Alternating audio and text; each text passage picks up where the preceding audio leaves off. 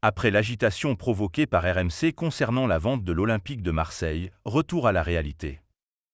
En effet, la tant attendue vente tarde à se concrétiser, et pour être honnête, la date d'une éventuelle officialisation reste totalement incertaine.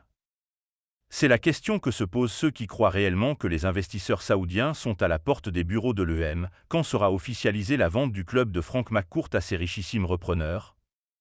Depuis 2021, tout a été dit et son contraire, y compris par certains de nos confrères, même si un journaliste très bien informé comme Mohamed Bouafsi a toujours fermement démenti que le club phocéen soit en passe d'être racheté. Ces derniers temps, la date du 18 juin a également été balayée d'un revers de la main. Mais si éventuellement les nouveaux propriétaires de l'Olympique de Marseille veulent changer la trajectoire du club rapidement, il faudra qu'ils se positionnent cet été. Cependant, Thibaut Vézirian, toujours très affirmatif concernant la venue des Saoudiens, est nettement moins précis pour dire un peu plus précisément quand cela se fera. Une annonce d'ici le 30 juin pour la vente de l'UGM?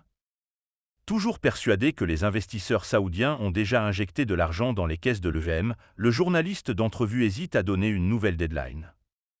D'ici au 30 juin qui est la fin de la saison économique pour les clubs, et les passages à la DNCG qui se font aussi en juin, on peut avoir donc une annonce. Ce qui ne veut absolument pas dire qu'il y a des certitudes, il n'y en a jamais dans les affaires. Les affaires sont les affaires et donc il faut rester très tranquille là-dessus, mais vu la situation du club, du foot français aussi qui met fin à l'ère Mbappé, pour créer une nouvelle RPSGOM, c'est très important en parallèle des droits télé donc oui, le KEM doit changer de dimension, mais on attend et on va voir ce que les hommes d'affaires nous réservent, explique Thibaut Vézirian, qui fait réagir ses détracteurs. Car forcément, ce flou artistique sur la date de l'officialisation peut permettre de faire encore une pirouette si tout cela ne se concrétise pas. Et certains petits malins rappellent qu'en 2022, c'était la guerre en Ukraine et la crise de l'énergie qui avaient déjà repoussé l'annonce de la vente de l'UGM.